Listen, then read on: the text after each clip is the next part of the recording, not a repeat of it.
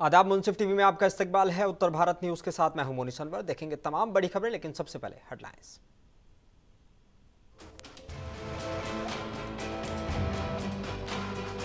Emergency पर अखिलेश यादव ने भाजपा पर कसा तंज, बोले आज भी लागू है आपातकाल, आप बोलेंगे तो हो जाएगी कार्रवाई।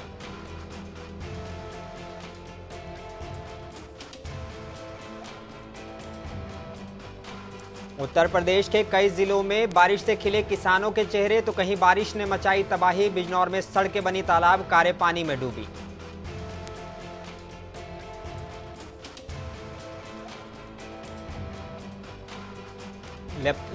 लखीमपुर खीरी में पुलिस ने दी 3rd डिग्री, युवक ने लगाया आरोप, 2 सिपाहियों ने मेज पर लिटाकर पट्टे से पीटा।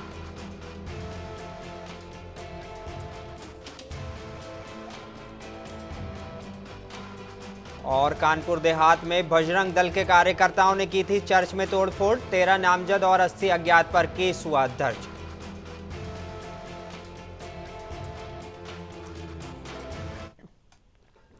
आइए बुलेटिन की शुरुआत करेंगे कुछ अहम और बड़ी खबरों के साथ।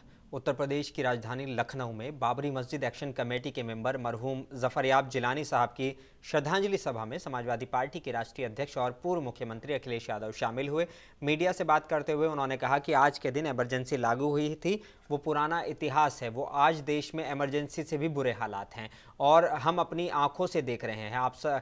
उन्होंने कहा कि आप सरकार के खिलाफ बोलेंगे तो कार्रवाई हो जाएगी। प्रेस के लोग सच्चाई चलाएं तो मुकदमे दर्ज हो रहे हैं। अभी तक जितने मुकदमे प्रेस के लोगों पर दर्ज हुए हैं, इमरजेंसी में भी दर्ज नहीं हुए होंगे।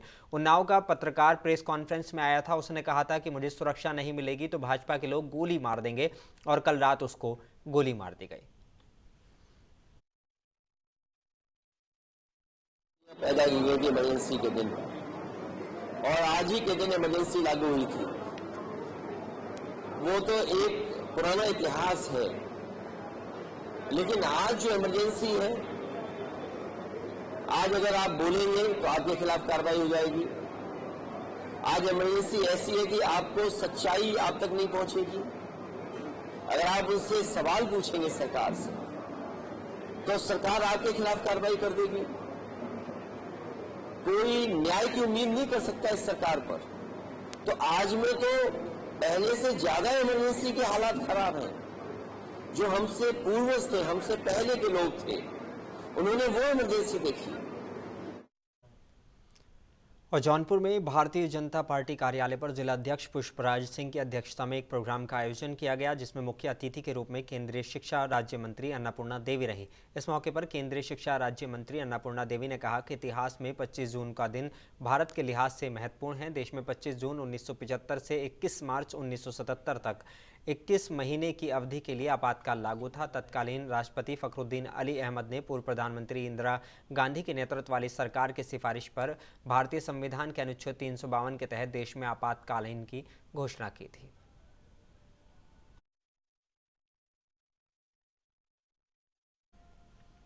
और उत्तर प्रदेश के मुरादाबाद से समाजवादी पार्टी के सांसद डॉक्टर एसटी हसन ने ऑल इंडिया मजलिस-ए इत्तेहादुल मुस्लिमीन के अध्यक्ष असदुद्दीन ओवैसी को लेकर बड़ा बयान दिया है। एसटी हसन ने असदुद्दीन ओवैसी के पक्ष में बोलते हुए कहा कि बिहार के पटना में विपक्षी नेताओं की मीटिंग में उनको भी बुलाना चाहिए था। सभी पार्टियों को एकजुट होकर 2024 के लोकसभा चुनाव में मुकाबला करना चाहिए।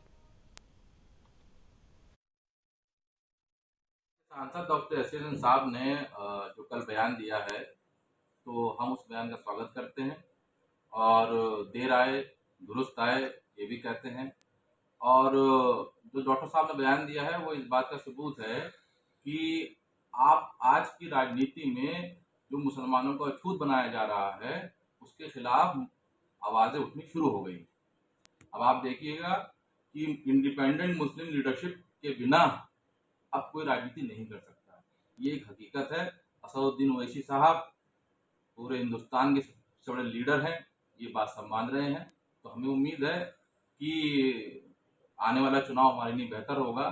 और जो सांसद जी ने बयान दिया है स्टेशन साहब ने, तो अब वो ये बात अपने शीर्ष नेतृत्व जो है उनका, हाईकमान जो है उनके यहाँ, उसको वो कितना समझा पाते हैं, ये देखने वाली बात। और कानपुर देहात में सेंट मैरी कॉन्वेंट स्कूल की भव्य इमारत का निर्माण कार्य चल रहा था। स्कूल की इमारत चर्च रूपी बनाई जा रही थी। इस दरमियान सैकड़ों की तादाद में बजरंग दल कार्यकर्ता पहुंच गए और जमकर बवाल काटा। इमारत को क्षतिग्रस्त कर दिया गया। सूचना पर जिला प्रशासन के आला अधिकारी भी मौके पर पहुंचे और जांच की तो पता चला कि केडीए ने काफ़ी समय पहले ही इमारत सीज कर दी थी। बावजूद इसके इमारत के अंदर चोरी छुपे काम चल रहा था। वहीं बजरंग दल कार्यकर्ताओं ने क्रिश्चियन मिशनरी पर धर्मांतरण का आरोप लगाया है।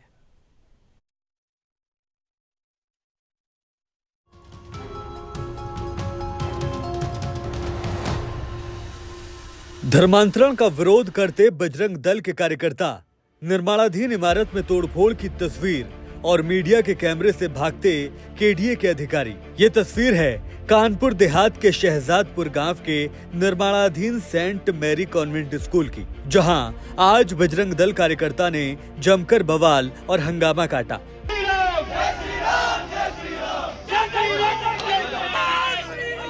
दरअसल सर मैरी कॉन्वेंट स्कूल को चर्च के रूप में बनाया जा रहा था।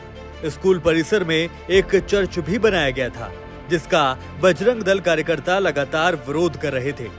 काफी समय पहले ही इस निर्माणाधीन इमारत को केडीए ने सीज कर दिया था। सीज होने के बावजूद भी निर्माण कार्य जारी था, लिहाजा बजरंग दल कार्यकर्ताओं ने जमकर हंगामा काटा और तोड़फोड़ की, जिसके बाद जिला प्रशासन के आला अधिकारी और केडीए विभाग के अधिकारी मौके पर पहुंचे। देखिए, जो केडीए के द्वारा यहाँ पर ये भूमि का जहाँ पर ये बन रहा था स्कूल, वहाँ पर ऑलरेडी इसको इलीगल करार दिया गया था, क्योंकि परमिशन नहीं थी और इसी उसमें केडीए द्वारा इसको सील भी किया गया था। लेकिन इनके द्वारा ये कहा गया कि यहाँ पर फिर भी कार्य हो रहा है, जिसकी सूचना मिली और इसको संज्ञान में लिया भी गया और केडीए के यहाँ टेक्निकल टीम को बुलाया भी गया और यहाँ पर वो मौजूद भी है। यहाँ पर जो भी जानकारी मिली समय समय पर हम लोग भी आए, रुकवाया भी गया और केडीए द्वारा जो भी प्रक्रिया है वो फॉलो भी की गई है। क्या माना जाए कि अगर ये जो निर्माणाधीन कार्य था वो इलीगल था तो ये ध्वस्तीकरण की ओर जाएगा? ये जो एक लीगल प्रोसेस है उसको पूरा फॉलो करते हुए जो भी प्रक्रिया है वो कराई जाएगी केडीए के द्वारा। बजरंग दल कार्यकर्ताओं में आक्रोश था, क्योंकि संगठन के वरिष्ठ पदाधिकारियों ने केडीए के अधिकारियों को पहले अवगत करा दिया था कि निर्माणाधीन इमारत अवैध रूप से बनाई जा रही है। लगभग 9 महीने पहले केडीए के अधिकारियों ने जांच कर अवैध रूप से बनाई जा रही सेंट मैरी कॉन्वेंट स्कूल की इमारत को सीज कर दिया था। बावजूद इसके अंदर ही अंदर निर्माण कार्य चल रहा था, जबकि निर्माणाधीन इमारत से केडीए ऑफिस की दूरी महज 1 किलोमीटर है, जो केडीए के अधिकारियों की कार्यशैली पर बड़ा सवाल खड़ा करती है। चला बिल्डिंग कैसी है? वैध है अवैध है? क्या है? ये अवैध है, ठीक है। आपकी तरफ सील की गई है? सील की गई है, तो बिल्कुल। लगातार काम चल रहा, लोग कार्यकर्ता आरोप लगा। देखिए, अगर हमारी अब जानकारी में अब आप बता रहे हैं, वैसे भी अगर हम अवैध है तो है, इसमें जो कार्रवाई नियमता है वो की गई है और अगर और जो भी कार्रवाई बनती है वो की जाएगी, ठीक है। बजरंग दल कार्यकर्ताओं ने आरोप लगाया कि क्रिश्चियन मिशनरी गरीब भोले भाले ग्रामीणों को लालच देकर धर्मांतरण का काम कर रही हैं, जिसका बजरंग दल कार्यकर्ता विरोध करते हैं। साथ ही हिंदुओं की आस्था को ठेस भी पहुंची है। लिहाजा बजरंग दल आगामी 4 जुलाई को स्कूल परिसर में हनुमान चालीसा का पाठ करेगा। हनुमत शक्ति जागरण के माध्यम से हिंदू समाज हनुमान चालीसा का सामूहिक पाठ करेगा और इसके बाद बड़े आंदोलन का सूत्रपात होगा। हिंदू समाज आक्रोशित है, उनकी भावनाओं को बहुत समय तक दबाया नहीं जा सकता है। यदि कुछ ऐसी घटना होती है उसके लिए संबंधित जिले के उच्चस्थ पदाधिकारी जिम्मेदार होंगे। हालांकि अब पुलिस ने एक्शन लेते हुए अवैध निर्माण चर्च में तोड़फोड़ के मामले में विभिन्न धाराओं में मुकदमे दर्ज किए हैं। इसमें थाना अकबरपुर में 248/23 विभिन्न धाराओं में अभियोग पंजीकृत किया गया और यह अभियोग पंजीकरण 13 लोग नामजद इसमें किए गए और 70 से 80 लोग अज्ञात के रूप में। इस अनाधिकृत निर्माण कार्य को करने वाले मालिक के विरुद्ध भी केडीए द्वारा एक अभियोग थाना अकबरपुर में पंजीकृत कराया गया 249/23। लिहाजा बजरंग दल आगामी 4 जुलाई को स्कूल परिसर में हनुमान चालीसा का पाठ करेंगे। गौरतलब हो कि कुछ समय पहले कानपुर देहात के दस्तमपुर गांव में क्रिश्चियन मिशनरी द्वारा चर्च का निर्माण कराकर धर्मांतरण का मामला सामने आया था, जिसको लेकर खासा बवाल हुआ था और इस बार फिर क्रिश्चियन मिशनरी पर धर्मांतरण का आरोप लगा है। जिला प्रशासन के लिए किसी सरदर्द से ये खबर नहीं है। अब देखने वाली बात ये होगी कि कानपुर देहात प्रशासन इस बवाल से आखिर कैसे निजात पाता है। कानपुर देहात से मुंसिफ टीवी के लिए राजा मोहम्मद की रिपोर्ट।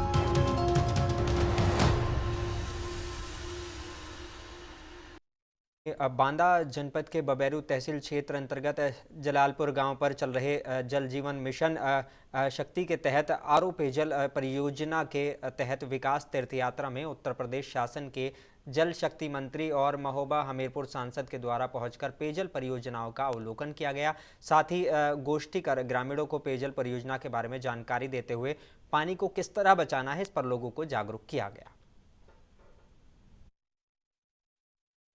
में अपने अमलीक और पेयजल समूह परियोजना की जो विकास के कार्य हैं इसका अवलोकन करने का अवसर मिला। निश्चित रूप से जो मोदी जी ने एक बड़ा संकल्प लिया कि पूरे देश को नल से जल और स्वच्छ पेयजल कैसे मिले, तो बुंदेलखंड के लिए वरदान है। बुंदेलखंड में और भी विकास की परियोजनाएं जो यहाँ पर बुंदेलखंड का विकास नहीं हुआ था, Bundelkhand expressway, defence corridor, Ken Betwa link परियोजना से तमाम छोटी छोटी परियोजनाएं भी गांव क्षेत्र के डेवलपमेंट के लिए जो आदरणीय मोदी जी ने किया है। निश्चित रूप से ये हमारे बुंदेलखंड और पूरे प्रदेश, उत्तर प्रदेश का और देश के लिए सौभाग्यशाली समय है। और उत्तर प्रदेश के जिला कानपुर नगर के महाराजपुर थाना क्षेत्र के ग्राम बौसर के सेना के जवान विनीत यादव की सड़क हादसे में मौत हो गई, जबकि अन्य जवान गंभीर रूप से घायल हो गए। जवान लद्दाख से अपने जवानों के साथ आर्मी गाड़ी से तैनाती स्थल पर जा रहा था। विनीत की लद्दाख में तैनाती थी और वो अपने साथियों के साथ लद्दाख जा रहा था। जाते समय लद्दाख में बुधवार की शाम जिप्सी का ट्रक से टक्कर हो गई, जिससे आर्मी गाड़ी पहाड़ के नीचे गिर गई। विनीत और उसके साथी गंभीर रूप से घायल हो गए। घायल अवस्था में सभी जवानों को चिकित्सालय में भर्ती कराया गया था, जहां सैनिक विनीत यादव को चिकित्सक ने मृत घोषित कर दिया, जबकि गंभीर रूप से घायल अन्य सैनिकों का इलाज चल रहा है।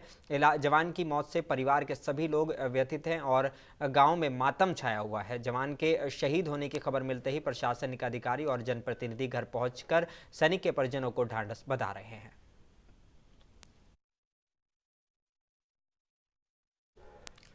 और उत्तर प्रदेश के लखीमपुर खीरी में दीवार बनाने के विवाद में सदर कोतवाली की एलआरपी चौकी पुलिस ने एक युवक को थाने लाकर उसकी बेरहमी से पिटाई कर दी। आरोप है कि एलआरपी चौकी के 2 सिपाहियों ने उसे मेज पर लिटाकर पट्टे से पीटा। पिटाई से उसके प्राइवेट पार्ट पर चोट आई है और बताया जा रहा है कि शरीर पर भी चोट के निशान पड़ गए हैं। बाद में उसे कोतवाली से छोड़ दिया गया। दूसरे पक्ष के को कोई विधिक कार्रवाई नहीं की गई। इसकी जानकारी मिलते ही विधायक योगेश वर्मा कोतवाली पहुंचे। उन्होंने नाराजगी जताई और आरोपियों पर केस दर्ज करने को कहा है।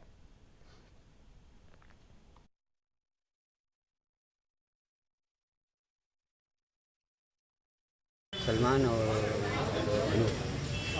बहुत जोर से किस बात को लेकर? आपस में ज़मीन में दीवार उठाने को झगड़ा हुआ, उसी में लड़ाई होगी। तो कहाँ के सिपाही हैं दोनों ये? क्या नाम है उनका? सलमान और अनूप। और उत्तर प्रदेश के जौनपुर जिले के पोरई कला गांव में शनिवार रात बिजली गिरने से एक मजदूर की मौत हो गई, जबकि 12 अन्य लोग घायल हो गए। शाहगंज के उप विभागीय मजिस्ट्रेट शैलेंद्र कुमार ने कहा कि क्षेत्र में हल्की बारिश हुई है, इसमें मजदूर छिपने के लिए भागने लगे। इसी दौरान 13 मजदूर आकाशीय बिजली की चपेट में आ गए। तालाब खोद रही 60 वर्षीय दासी की मौके पर ही मौत हो गई। घायलों को प्राथमिक स्वास्थ्य केंद्र लाया गया, जहां से 4 मजदूर किरण, सीता, कन्हैया और कमला को जिला अस्पताल भेज दिया गया था। गांव में वहाँ पे नरेगा का काम चल रहा था। ये लेबर थे, वो लोग नरेगा का काम कर रहे थे और आकाशीय बिजली गिरने से टोटल 12 लोग उसमें घायल हुए, जिसमें से एक की डेथ हो गई। वो ब्रॉड डेड यहाँ आए थे, दासी जिनका नाम है, और एक महिला है जिनका कमला नाम है, वो गंभीर रूप से घायल है। सबको प्राथमिक उपचार देने के बाद सबको जिला अस्पताल बेहतर इलाज के लिए रिफर। अभी तक 4 लोगों को जिला अस्पताल रिफर किया गया है और बकिया लोगों का यहाँ इलाज चल रहा है। एक की डेथ हुई। और उत्तर प्रदेश में मैनपुरी जिले के कोतवाली क्षेत्र में देर रात मजदूरों से भरा ट्रक पलटने से 15 मजदूर घायल हो गए। घायलों को जिला अस्पताल में भर्ती कराया गया। पुलिस उपाधीक्षक संतोष कुमार ने बताया कि अलीगढ़ से एक ट्रक बिहार जा रहा था। ट्रक में भट्टे पर काम करने वाले मजदूर और उनके परिवार के लोग शामिल थे। एटा मैनपुरी मार्ग पर परोख गांव के पास एक ट्रक अनियंत्रित होकर पलट गया। ट्रक के पलट जाने से उसमें सवार मजदूर और उनके परिजन घायल हो गए।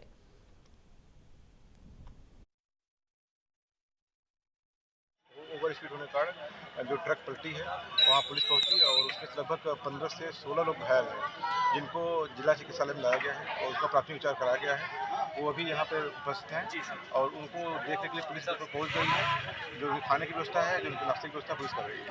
अभी तक मौके में पहुँचा हूँ, बच्चे घायल नहीं दिखाई पड़े हैं। जो मलहम पट्टी हुई है वो जो वयस्क हैं उनकी हुई है। इसमें सामान्य रूप से घायल हैं, कोई गंभीर नहीं।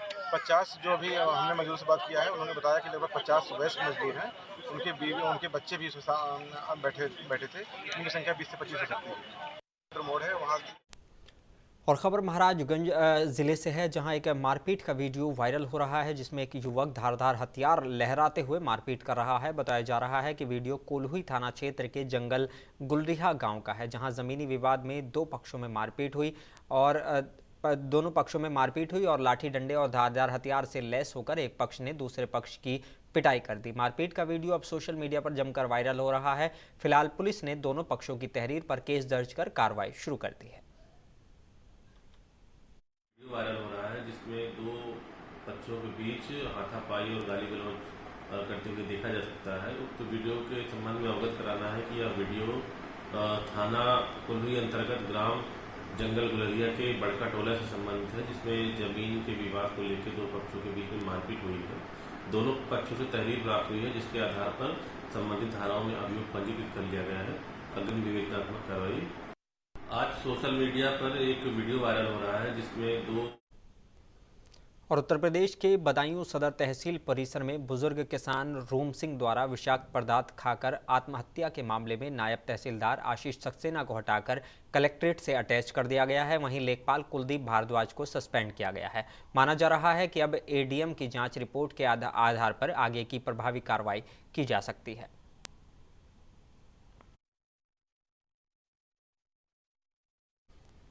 और उत्तर प्रदेश के जिला बदायूं के थाना सिविल लाइन क्षेत्र के मुरादाबाद फर्रुखाबाद हाईवे पर स्थित गांव दहेमी के निकट बीती रात देर रात शादी समारोह से लौटते समय एक वैगनार और कार सड़क पर खड़ी ट्रैक्टर ट्रॉली से जा टकराई। इस हादसे में दुर्घटना में 2 महिलाओं और 2 बच्चों समेत 4 लोगों की मौत हो गई है, जबकि 3 लोग घायल हो गए हैं और इनमें से 2 की हालत गंभीर बताई जा रही है, जिनको इलाज के लिए हायर सेंटर रेफर किया गया है।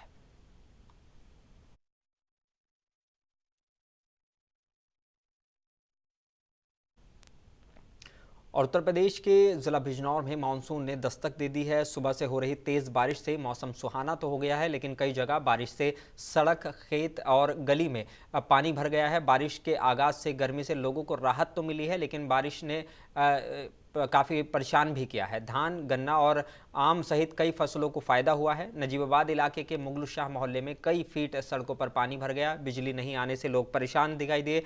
बिजनौर के नजीबाबाद में भारी बारिश से सड़कों पर और गलियों में कई फीट पानी भर गया। लोगों को आना जाना दुश्वार हो गया। साथ ही बिजली और पानी नहीं आने से लोग परेशान रहे। इस दौरान कई कारें पानी में डूबती हुई नजर आईं।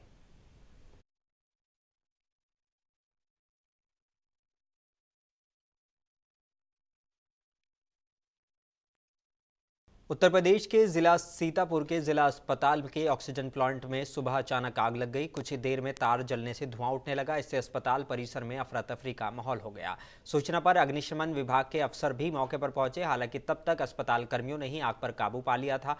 आग लगने से ऑक्सीजन प्लांट जो है वो बंद हो गया है। इसे चालू करने के लिए सीएमएस ने संबंधित कंपनी को पत्र लिखा है। इस दौरान सीएमएस भी मौके पर पहुंच गए थे।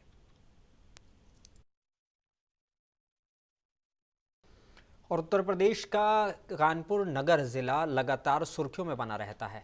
आज हम आपको बता रहे हैं नगर निगम के अधिकारी और खुद स्वयं कानपुर की मेयर प्रमीला पांडे कानपुर को स्मार्ट सिटी बनाने के लिए कोई भी कसर नहीं छोड़ रही हैं। लेकिन जीते जागता मिसाल तब सामने आई जब बीते 2 दिन पहले हुई बरसात ने नगर निगम की सारी पोल खोल कर रख दी। हम आपको बता दें कि मामला थाना जूही के अंतर्गत जूही नहरिया पुल का है, जहां पर पानी भर जाने के कारण एक व्यक्ति की मौत हो गई थी। लेकिन अब सवाल ये उठता है कि कानपुर की मेयर प्रमीला पांडे लगातार सफाई अभियान और अतिक्रमण कर कार्रवाई कर रही हैं, लेकिन इस घटना का जिम्मेदार कौन है। वहीं समाजवादी पार्टी जनसभा के नेताओं ने पीड़ित परिवार की आवाज़ को उठाने के लिए जूही नहरिया पर जमीन पर बैठकर मृत को श्रद्धांजलि दी। अब सवाल ये खड़ा होता है कि हर साल जूही नहरिया में पानी भर जाने के कारण किसी न किसी व्यक्ति की जान चली जाती है, लेकिन नगर निगम के अधिकारियों के कान तक जू भी नहीं रेंगती। हर साल वादे बहुत होते हैं, लेकिन इन वादों को अगर धरातल पर जाकर देखा जाए तो सारे वादे विफल साबित होते हैं। जब मुंसिफ टीवी के संवाददाता फरमान ने ग्राउंड जीरो पर जाकर पीड़ित परिवार से बातचीत की, तो आइए सुनते हैं पीड़ित ने अपना दर्द कैसे बयान किया। उत्तर प्रदेश का कानपुर शहर इस समय लगातार सुर्खियों में बना हुआ है। जी हाँ, नगर निगम के अधिकारी लाख दावे करें और लाख वादे करें कि उन्होंने कानपुर को स्मार्ट सिटी बनाने में कोई भी कसर नहीं छोड़ी है, लेकिन अगर बात करी जाए धरातल पर तो धरातल पूरी तरीके से नगर निगम के दावे और वादे पूरी तरीके से विफल हो गए हैं। 2 दिन पहले की घटना है जहां पर एक जोमेटो डिलीवरी बॉय नाम का युवक जो कि यहां पर पानी भर जाने की वजह से उसकी मौत हो जाती है। आज पीड़ित के परिजन धरना प्रदर्शन कर रहे हैं और हम उनसे उनके बाद चलते हैं और उनसे बात करते हैं आखिर क्या कुछ घटना थी और ऐसे क्या कुछ मुद्दा था। भाई क्या घटना थी, क्या घटना हुई? देखिए, यहाँ पे नगर हमारा हर साल यहाँ पानी भरता है नगर निगम के द्वारा। इतना बड़ा समरसेबल पंप का सेट लगाया गया कि यहाँ से पानी निकले।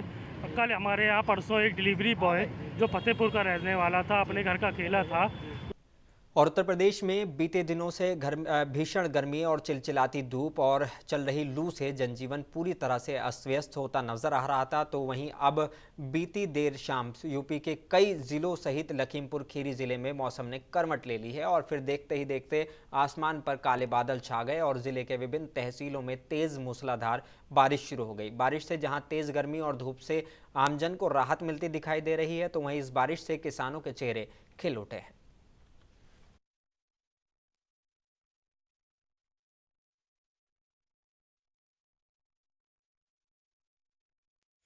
जो सूख रही थी उनको राहत मिली है और जो हमारा पैसा डीजल पे खर्च होना था वो बच गया है। और अब धान की खेत हम तैयार कर चुके हैं, इसको भी हम आराम से लगा सकते हैं। तो ये तो बारिश में जो गन्ने की फसल है और मक्के की फसल है, इनको बारिश से बहुत राहत मिली है। किसान जो गरीब किसान था, पानी लगाता था, बहुत ज़्यादा परेशान था। गन्ने की फसल हमारे यूपी की मेन फसल है और गन्ने को पानी लगने से तो बहुत फ़ायदा हुआ है। कुछ जो कीड़े और ये थे जो लगते थे कीड़े गन्ने के पौधों में, तो उससे फसल पानी गिरने से उनका नुकसान जो होना था वो बच गया है। किसानों को इतना फ़ायदा हुआ कि गन्ना से फसल सूख रही थी, अभी धान नहीं बेचारे गरीब आदमी लगा पा रहे थे। बारिश होने से इतना फ़ायदा हो गया कि अब गरीब आदमी इतना तेल नहीं लगेगा, खर्चा नहीं होगा और जो है राहत भी गई खेतों की, आराम से धान लग जाएगा, इतना खर्चा नहीं बैठे। और उत्तर प्रदेश के रामपुर जिले में NIS खेल प्रशिक्षण संघ के प्रदेश अध्यक्ष ने जुए का प्रचार कर रहे देश के महान खिलाड़ियों, फिल्मी सितारों और बड़े सितारों के अलावा कई अहम हस्तियों पर निशाना साधते हुए उनका पुतला फूंका है। और प्रदेश अध्यक्ष फरत खान ने कहा कि जहां हमारे देश के अंदर कई समस्याएं हैं और देश उससे निपटने का प्रयास कर रहा है, स्वस्थ इंडिया और विश्वगुरु बनने में लगा है, वहीं देश के ही महानायक, भारत रत्न और क्रिकेट के भगवान कहे जाने वाले सचिन तेंदुलकर हो या सदी के महानायक और राष्ट्रभक्त अमिताभ बच्चन और फिल्मी नायक अजय देवगन, शाहरुख खान, ऋतिक रोशन, अन्नू कपूर, रजा मुराद या अन्य कलाकार देश में ऐसी समस्याओं को जन्म दे रहे हैं जिससे देश का नागरिक इनसे उम्मीद नहीं कर सकता था। ये सभी लोग देश के नौनिहालों और युवाओं और महिलाओं को जुआ खेलने के लिए प्रचार कर प्रेरित कर रहे हैं। ये विदेशी हाथों में खेलने वाली कठपुतलियां देश की ऐसी बर्बादी की कगार पर ले जा रही हैं। क्रिकेट के भगवान कहे जाने वाले सचिन तेंदुलकर हो, भारत रत्न हो या सौरभ गांगुली से लेकर कोई भी कप्तान हो, मेरे देश को जुए की तरफ लगाए दे रहा है, घर घर बर्बाद हो रहा है। हम उनसे पूछना चाहते हैं कि आप हमारे बच्चों को जुआ खेलने पे लगाओगे या क्रिकेट के मैदान में बुलाओगे? अरे देश कहाँ लेके जा रहे हैं? अब सभी देशवासियों को सोचना होगा कि देश में योगा होगा या जुआ। देश ऐसी त्रासदी से गुजर रहा है, घर घर पीड़ित है। अपनी गाड़ी कमाई को हमारे मजदूर, युवा जिन्हें स्कूलों में जाना चाहिए था, उन्हें आप रमी खेलने पे बुलाते हो, शर्म आना चाहिए। और उत्तर प्रदेश के आगरा शहर में गुरुद्वारा गुरु का ताल में आज पंजाबी समाज, सिख समाज और खत्री समाज के गणमान्य लोगों की तरफ से एक मीटिंग संत बाबा प्रीतम सिंह की अध्यक्षता में आयोजित की गई, जिसमें आपसी एकता, आपसी प्यार और एक दूसरे के किस तरह से हम काम आ सकते हैं, कैसे ज़रूरतमंद लोगों की मदद तक हमारे साथ पहुंच सकें और कैसे समाज के बच्चों को भविष्य उज्जवल हो और कैसे सभी लोग एक प्लेटफॉर्म पर आकर एक साथ अपनी बात रख सकें, इन सभी पहलुओं पर गंभीरता से विचार किया गया। खत्री समाज की एक बहुत बड़ी डायरेक्टरी बनाने जा रहे हैं आने वाले समय के लिए, जो जैसे हमारी कत्तरता है, हमारे कौन से एरिया में कितने कितने हमारे सज्जन रहते हैं, और जैसे मैंने पहले भी बोला कि हम लोग पंजाबी, सिख, खत्री जैसे पहले हम अलग अलग तरीके से सेवा कर रहे हैं, आप अपनी जगह सेवा कर रहे हैं। ऐसा मैं चाहता हूं कि सब लोग इकट्ठे हो करके एक डायरेक्टरी के मार्फत जब इकट्ठे हो जाएंगे, जैसे भी हमने कोई कल को ज़रूरत पड़ती है हमारे समाज के लिए, देश के लिए, हमारे आगरा शहर के लिए, उसके लिए हम क्या कर सकते हैं। जैसे हम अकेले जैसे डाबर साहब हैं और बहुत सारे लोग हैं। और बांदा जिले के बबेरू कोतवाली क्षेत्र अंतर्गत टोला कला गांव में महिला ने अज्ञात कारणों के चलते फांसी लगाकर आत्महत्या कर ली। जैसे ही परिजनों ने देखा तो फांसी के फंदे से निकालकर अस्पताल पहुंचाया, जहां पर डॉक्टरों ने देखते ही मृत घोषित कर दिया। वहीं मायके पक्ष के लोगों ने हत्या का आरोप लगाया है। और दूसरी तरफ मध्य प्रदेश में होने वाले विधानसभा चुनाव को लेकर अब समाज भी सक्रिय हो गए हैं। विभिन्न सामाजिक संगठन प्रदेश स्तरीय बैठक कर संख्या के आधार पर राजनीतिक हिस्सेदारी की मांग कर रहे हैं। राजधानी भोपाल में पहली बार राज्य स्तरीय मंसूरी कॉन्फ्रेंस का आयोजन किया गया, जिसमें देश भर से मंसूरी समाज के पदाधिकारियों के साथ समाज के लोगों के उत्थान के लिए विचार विमर्श किया गया। समाज के पदाधिकारियों ने मौजूद समाज जन से आह्वान किया कि समाज में फैली कुरीतियों और फिजूल खर्ची को खत्म कर शिक्षा, स्वास्थ्य और देश के विकास पर ध्यान दिया जाए। जिम्मेदार और चुनिंदा लोग मंसूरी जमात के पूरे मध्य प्रदेश से आए हैं।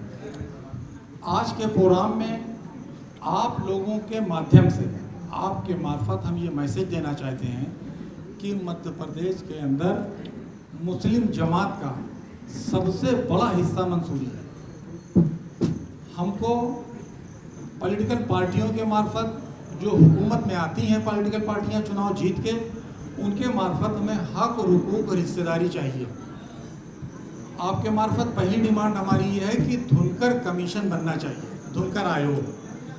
जिस तरीके से पूरे देश के अंदर बुनकर आयोग बना है, उसी तरीके से धुनकर आयोग भी बनना चाहिए, क्योंकि हमारा और बुनकरों का काम एक जैसा है। बुनकर से पहले हम काम करते हैं, हम कपास को खेतों से लाते हैं, खेत खलियान से लाते हैं, साफ करते हैं और उसको साफ सुथरा करके हम बुनकरों को देते हैं, वो धागा बना के कपड़ा बनाते हैं। मेन काम हमारा है, आधा काम आधा वो करते हैं। उनको सरकार और शासन की तरफ से तमाम सहूलतें हैं, बिजली में सब्सिडी है, लोन है, रेट ऑफ इंटरेस्ट कम है, उनके बच्चों को एजुकेशन में सहूलत है, वो सारी सहूलतें हमको भी मिलनी चाहिए। हमें बुनकर आयोग का जो मैंने मिसाल दिया, उसके पीछे कहीं से मेरा इरादा ये नहीं ना कि बुनकरों की सहूलतों को कम किया जाए। आप बुनकर की सहूलत को और बढ़ा दीजिए, मगर हमारी जो ज़रूरत है, हमारे जो हक और हुकूक हैं, वो हमको मिलना चाहिए। उसके साथ साथ हम सिर्फ वोट देने की मशीन नहीं है कि सिर्फ हम वोट दें, हमको पॉलिटिकल हिस्सेदारी भी मिलनी चाहिए। प्रदेश में इस वक्त जो विधानसभा चुनाव नजदीक, जी, क्या इतनी बड़ी ताकत दिखाने का वो तो वजह नहीं है इसकी? नहीं, चुनाव में तो हिस्सेदारी चाहिए। ये हमारा प्रोग्राम प्रदेश के जिम्मेदार और चुनिंदा लोगों को है। आज हमारा यहाँ पे फैसला होगा, तमाम जमात के लोग इकट्ठा हैं यहाँ पे, जिम्मेदार साथी हैं। इसके बाद दूसरा प्रोग्राम भोपाल के अंदर बड़ी तादाद में इकट्ठा करेंगे और उन तमाम पॉलिटिकल पार्टी के नेताओं को हम अपनी ताकत दिखाने का काम करेंगे कि ये मेरी ताकत है, मेरी हैसियत का है। हमसे सिर्फ आप वोट लेते हैं और हिस्सेदारी के नाम पे हम कहाँ आए। हमको हिस्सेदारी भी चाहिए। हम एक दबाव बनाने की कोशिश करेंगे पॉलिटिकल पार्टियों पे। बहुत सारे समाज के लोग जो हैं वो पचमांदा समाज के लोग हैं और जिस तरीके से हिंदू समाज में ब्राह्मण क्षत्रिय वैश्य और शूद्र होते हैं उसी तरीके से हमारे समाज में भी 15% और 85% की लड़ाई चल रही है। और जो पचमांदा समाज है उसकी भागीदारी की बात हो रही है, खासकर मजदूरी समाज की। हम लोग पूरे देश में, चाहे बिहार हो, चाहे बंगाल हो, चाहे आपका दिल्ली हो, चाहे आपका कर्नाटक हो, सब जगह जा करके समाज में भागीदारी दिलाने का काम कर रहे हैं। दिल्ली में आपकी सरकार ने वहाँ पे हमारे उपाध्यक्ष को, जाकिर मंसूरी को मंत्री का दर्जा दिया है, अल्पसंख्यक आयोग के अध्यक्ष बनाए गए हैं। बिहार में हम लोग लड़ाई लड़े हैं, वहाँ पे इसराइल मंसूरी विधायक बने हैं और मंत्री बने हैं। उत्तर प्रदेश में हम लोग मिनिस्टर रहे हैं, विधायक रहे हैं। जी, समाज में जो फिजूल खर्ची है, दहेज रहित विवाह हो, दहेज ना हो, डिमांड ना हो, बच्चियों की शादियां उनकी उम्र में कर दी जाए और बच्चों को पढ़ाने लिखाने के लिए, जैसे हम लोग उत्तर प्रदेश से आते हैं, हम लोग जिन जनपदों से आते हैं, जावेद इकबाल इलाहाबाद से आते हैं, हम लखीमपुर खीरी से आते हैं, हम लोगों ने वहाँ पे इंटर कॉलेज, डिग्री कॉलेज इनकी स्थापना कराई। किसी भी समाज का आदमी, हिंदू मुसलमान, कोई भी बच्चा अगर नहीं पढ़ पा रहा है, वो हम लोगों की संस्थाओं में आए, उसको पढ़ा करके उसको लायक बनाने का काम मंसूरी समाज के लोग करेंगे। जी बिल्कुल हो रहा है सम्मान। हम लोग सारे समाज को, हिंदुस्तान को आगे बढ़ाना चाहते हैं। आज हिंदुस्तान में जो पार्टियां हैं जो कह रही है सत्ता मूलक समाज की स्थापना करना चाहते हैं, जिसकी जितनी संख्या भारी उसकी भागीदारी के तहत हम लोग जो है समाज को, सारे समाज को जो है सम्मान दिलाने का काम कर रहे हैं जाकर के। और दौरा करके हम लोग बाकायदा महाराष्ट्र में भी गए हैं, कर्नाटक में भी गए, आंध्र प्रदेश में भी गए, तेलंगाना में भी गए हैं। 18 स्टेट में हमारी कैबिनेट मंजूर जो है वो काम कर रही है। और आखिर में एक बार फिर नजर डालेंगे हेडलाइंस पर। इमरजेंसी पर अखिलेश यादव ने भाजपा पर कसा तंज, बोले आज भी लागू है आपातकाल, आप बोलेंगे तो हो जाएगी कार्रवाई।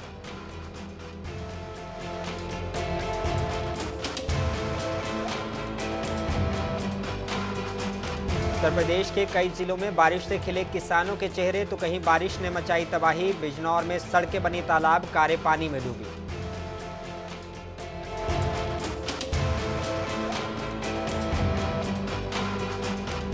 लखीमपुर खीरी जिले में पुलिस ने दी 3rd डिग्री, युवक ने लगाया आरोप, 2 सिपाहियों ने मेज पर लिटाकर पट्टे से पीटा।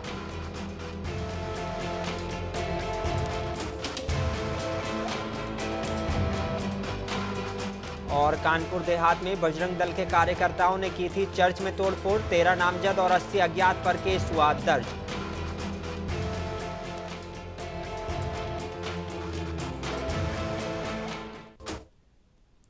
बुलेटिन में बस इतना ही। अपने मेजबान मुनीस अनवर को दीजिए इजाजत। आप बने रहिए मुंसिफ टीवी के साथ।